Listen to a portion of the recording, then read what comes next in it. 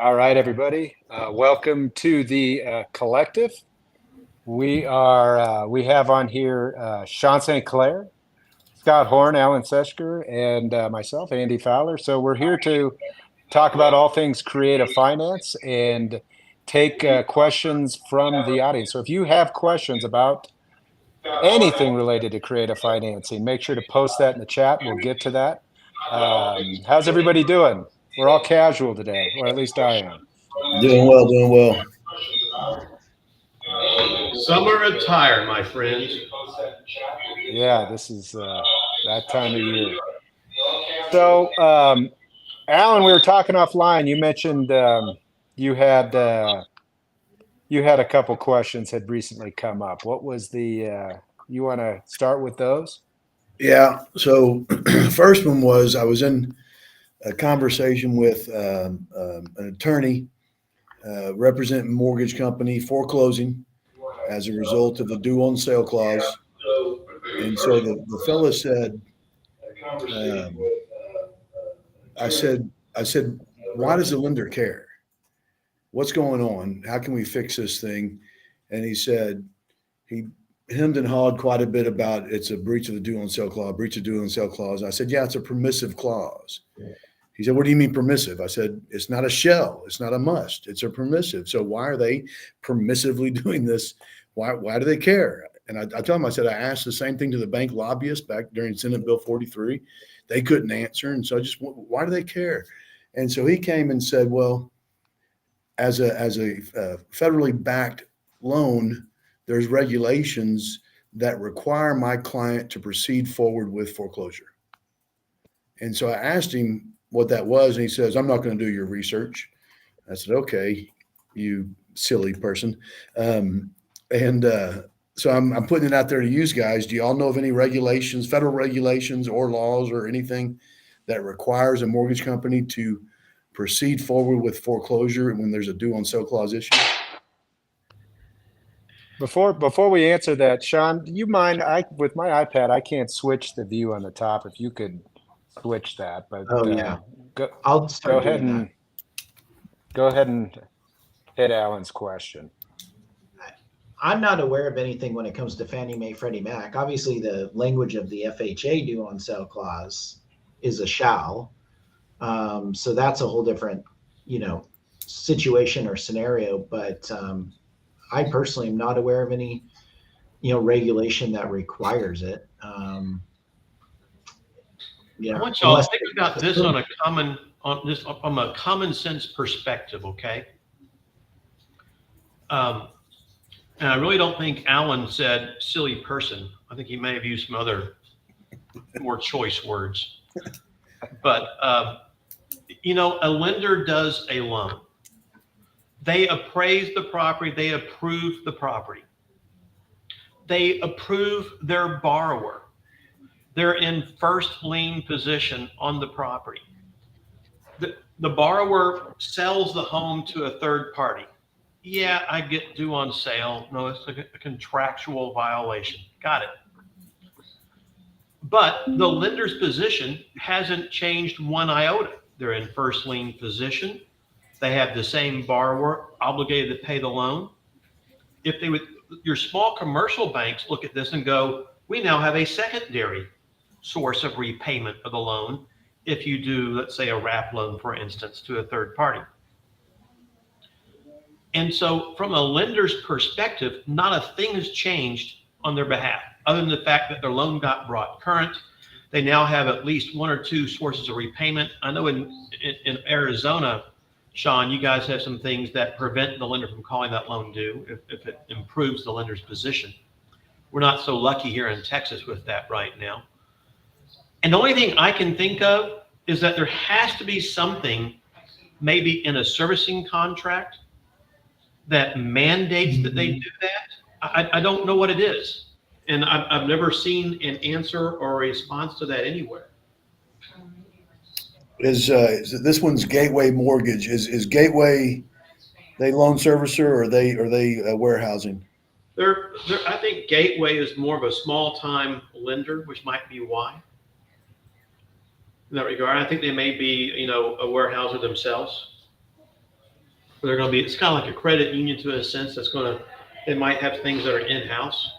So could there be some type of internal policies, procedures, regulations, if their investors found out that one of their properties, one of their collateral was sold, maybe that would be a breach of these investor agreements?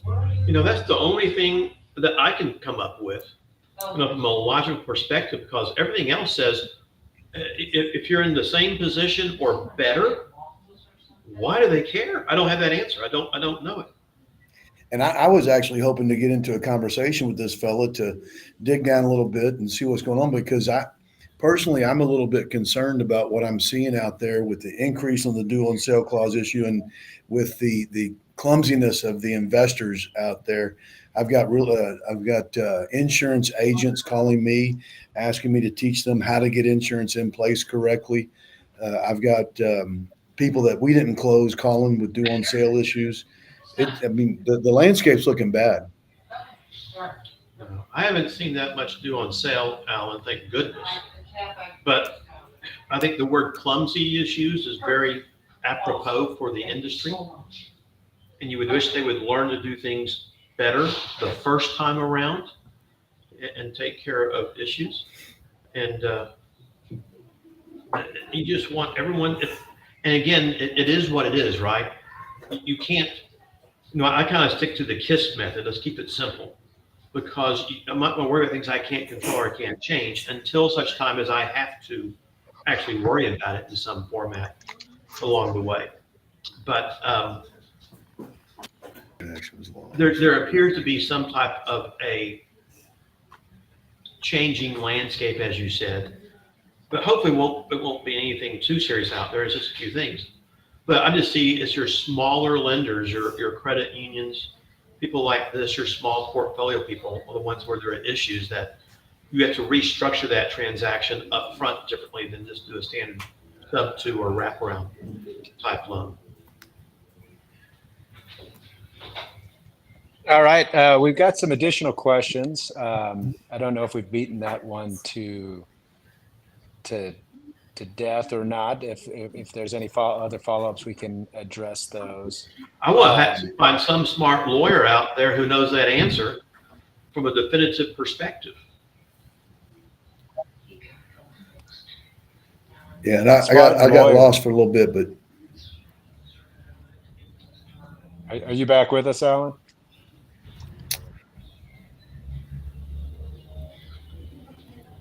Alan, can you hear us?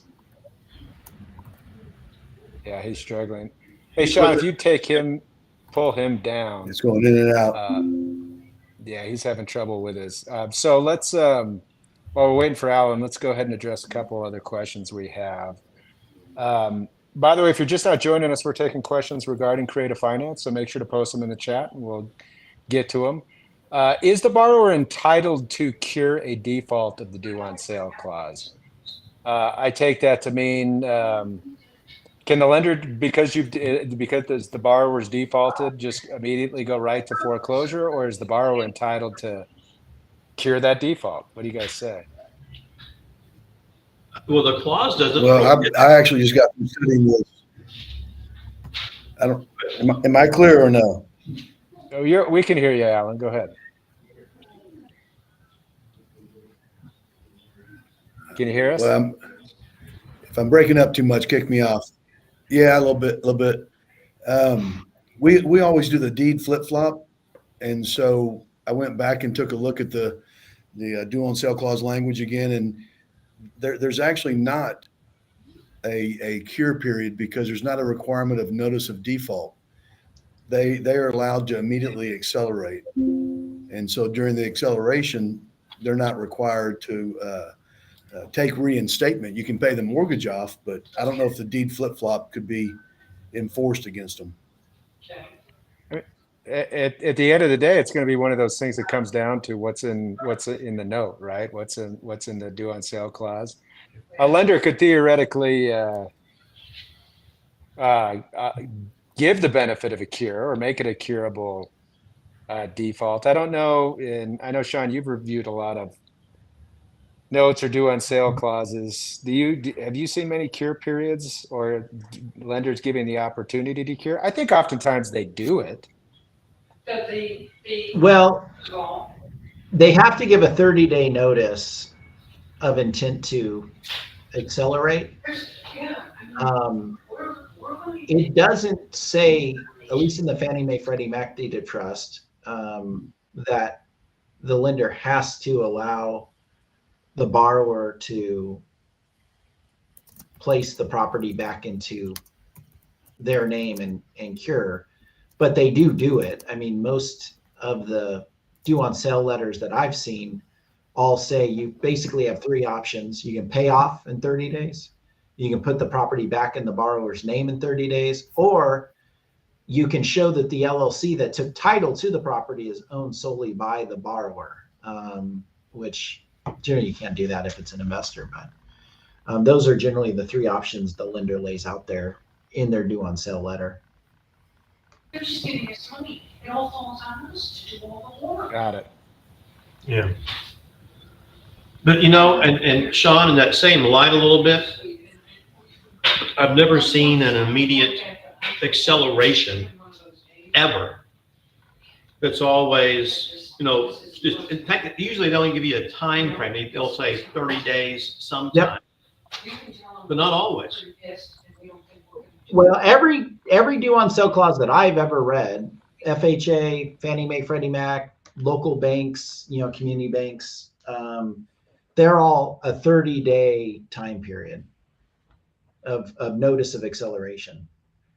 So, you could do different. I've drafted loan documents that basically, accelerate basically that the maturity date equals the date that the property is alienated, right? With a definition of what alienation means, and that's the maturity date of the loan. So that would be an immediate, acceleration, but most of the time it gives you 30 days. That's it. And they want to Yeah. take All right. I know Alan logged off. He's going to try to get a better connection, log back on. But we do have another question. If you are watching and if you've just now joined us, we're taking questions about creative financing. So make sure to post them in the chat. We'll get to them and as best we can and move through them. Next question. When a borrower gets multiple loan mods, do they show up as liens or does the bank add them to the principal balance? Well, I think the answer is depends. I mean, they can renew, extend, and modify the first, but typically they don't do that because it could affect the title policy they have. And so what I always see is they do HUD partial claim lien number 1, HUD partial claim lien number 2, number 3, and things of that nature down the line. Okay. But I mean, they could do it either way, but I don't think they're going to modify the first and increase the loan balance unless they get an additional title policy, so they don't put their mortgagee's title policy at risk in doing that. So do they show up as liens? Oh yeah, they're recorded the record and they are liens on the property. You may not have to pay them, usually there's zero interest, zero payments until the end of the term of the first lien that's out there, or until a property is sold or paid off in some format. But they are liens and you've got to address them and realize that they're there. Don't tell me it's coming out of yours. I'm going to make one more point on that for the investor group out there. And I get it that when you look at the first lien, look at these loan mods, All right. if you are going to do a back end, let's say seller finance arrangement on it, where you have a wraparound loan, let's say, you have a first lien mortgage, but maybe you have 1 or 2 HUD partial claim deeds of trust out there. What you don't want to happen is you don't want your borrower's loan to fall below the balance of that first lien mortgage. You want them to get paid down simultaneously if you can. And actually, you really want to keep that first lien and the 2 other, or the other HUD partial claim liens, so that you're never getting upside down with their borrower. And I think, as Alan pointed out, the word clumsy, investors don't think about that. They just close the deal, they start collecting cash flow, and it is what it is. And what spooks me is that down the road sometime in the future, when that borrower sells or that borrower refinances the property, and all of a sudden the seller realizes they're upside down and they don't have the money to cure or bring that loan current or pay it off, they're going to have a problem at that point in time.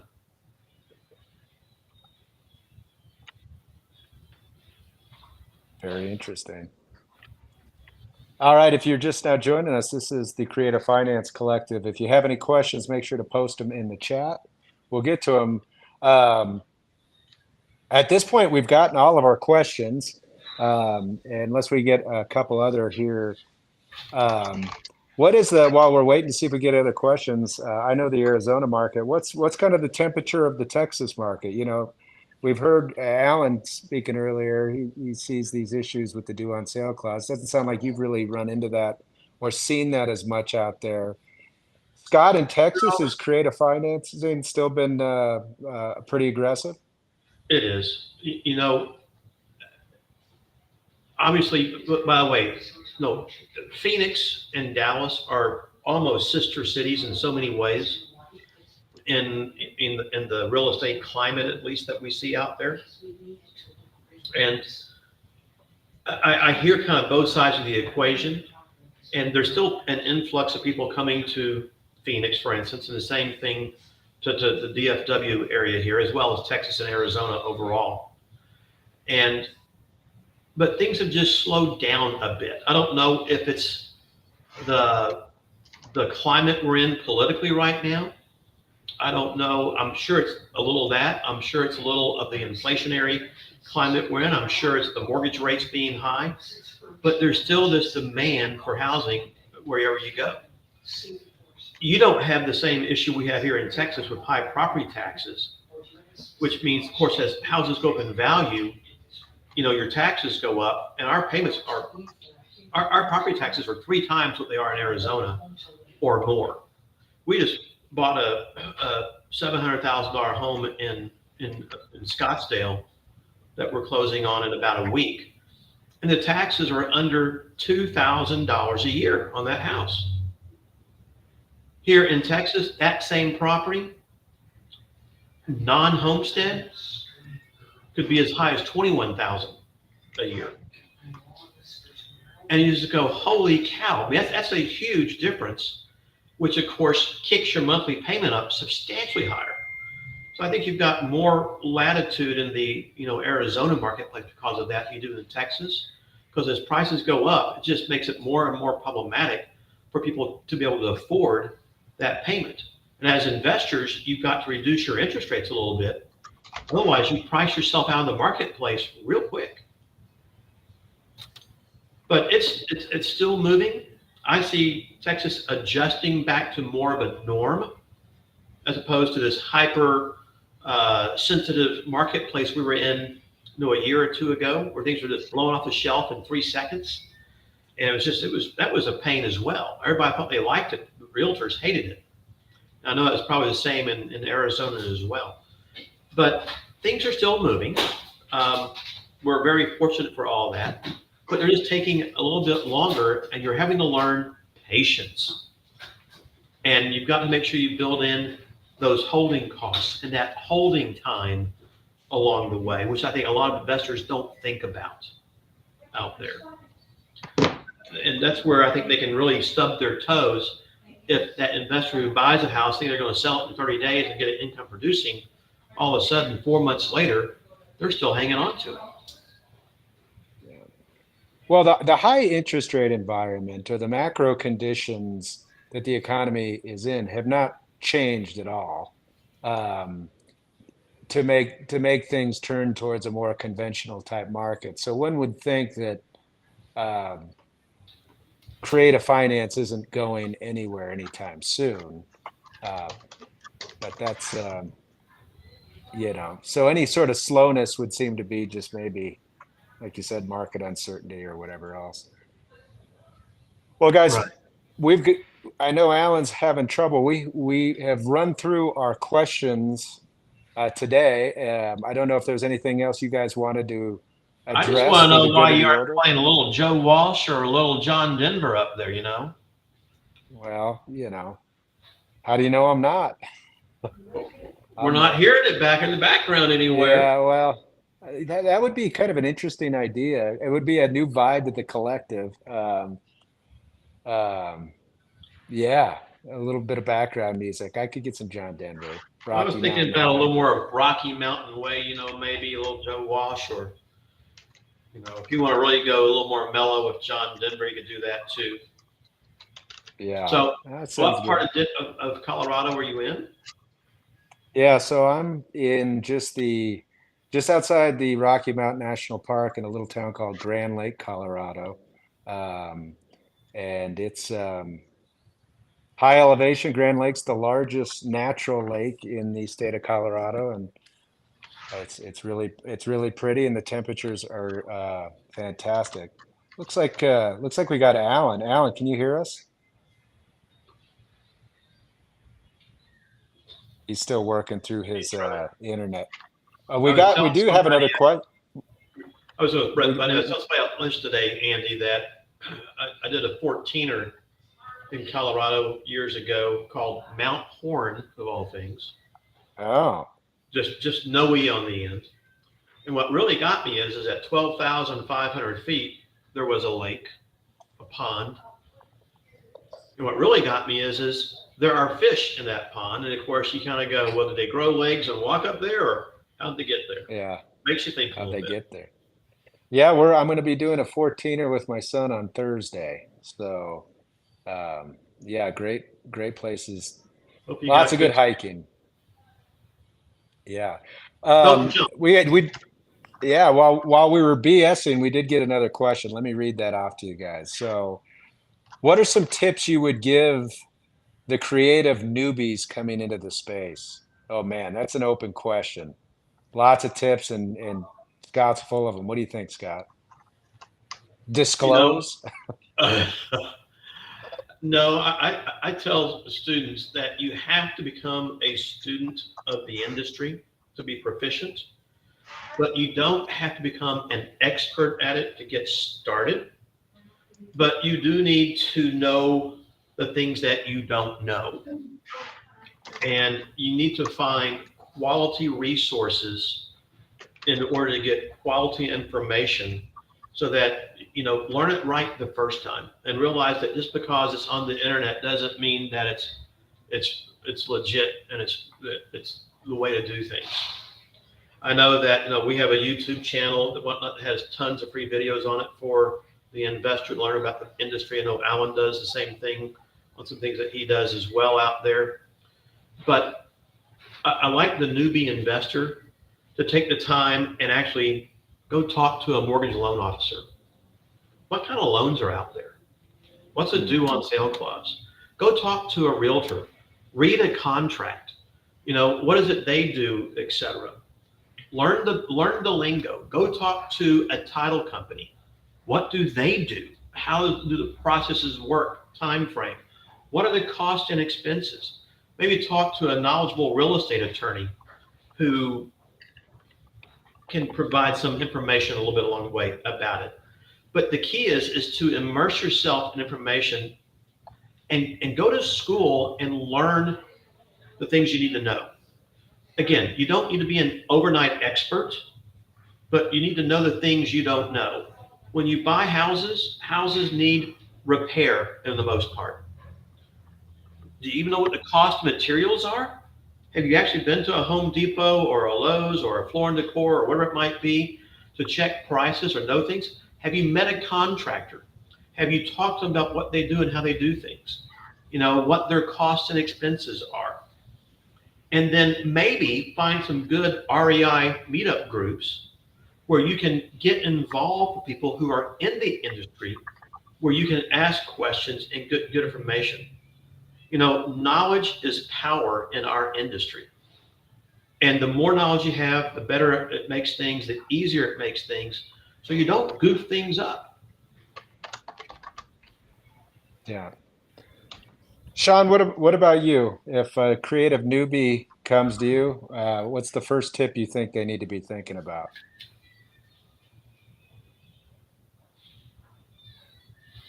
I mean, this is self-serving, but I would consult with a knowledgeable attorney in the state where I'm going to do the transaction and find out, what the laws are, what they need to be careful of in the transaction, what disclosures that the attorney recommends, being made. The thing about subject to is, each state is going to have its own different regulations. Arizona is different than Texas. Texas, you can only do wraps. You can't do agreements for sale. In Arizona, we can do agreements for sale. In Colorado, if the loan is 31 days past due, you have to have all these disclosures in your documents and, right of rescission, things like that. So each state's going to be different. So don't just say, oh, well, I got some forms somewhere online that people said that will work, and I can just run, go and do a subject to transaction, anywhere. No, you better make sure that you know the specific laws of the state that you're working within, and that your forms, the forms that you intend to use, are going to be in compliance with the laws of those states. But Sean, I even go one step further for the knowledgeable real estate, investor. Oh yeah. Maybe they're in Arizona or Texas. They've done buku deals. Now they want to branch out and close deals in Florida, Georgia, Carolinas, Ohio, wherever it might be, right? The first thing you tell them is find that knowledgeable real estate attorney in that state for exactly what you just said, foreclosure rescue laws. Mm-hmm. I understand 21, 22, 23 states have some form of those out there that, like Texas and Arizona don't have them. Yeah. But we have foreclosure consultant restrictions, which those apply to people doing loan modifications and things like that. But there's states like Wisconsin, where I'm also licensed, that have a foreclosure purchaser category. That's, Colorado has a foreclosure purchaser category, which goes beyond a consultant. It goes to somebody that's actually purchasing a property that is either in default or in foreclosure, and what the obligations are, and disclosures for those transactions. wow. Yeah. Does Yeah. Texas have a foreclosure consultant statute?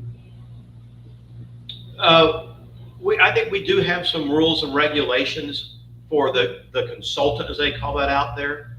Yeah. So they don't wind up being predators, more or less, which is what they're there for. Right. Yeah. And again, you hope that they give good information. And of course, there are tons of people who still market and advertise for that who aren't licensed. It's Right. kind of like, damn the torpedoes, let's just move ahead, right? Yeah. What we see so much of. So Yeah, I think what a lot of this boils down to is just temper what you hear or learn about from a guru online, right? And it's not necessarily because they're trying to give you bad information. They're excited about some strategy that they've learned and they want to tell everybody about it.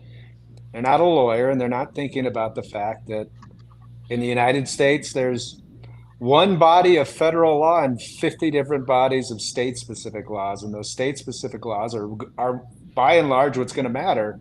Not only that's going to matter, but that are going to change the scenario. And if you think there's no such thing as a one-size-fits-all state strategy. So you need to, if you're coming into the space, like Scott says, you got to learn the industry, but you got to know what you can do and what you can't do, and figure out real quick what you don't know, because I think the consequences could be pretty dire. All right. Well, guys, that's all of our questions. Hope Alan's all right out there in bad internet land. We've all been there. With that, let's go ahead and call it a day, and we'll plan on getting to more questions next week. just bring home some of those special brownies, okay? They got them on every quarter here. I'm kidding. I'm kidding. All Have fun all up right, there. guys. We'll All right. see ya. See you, Michelle. Yeah.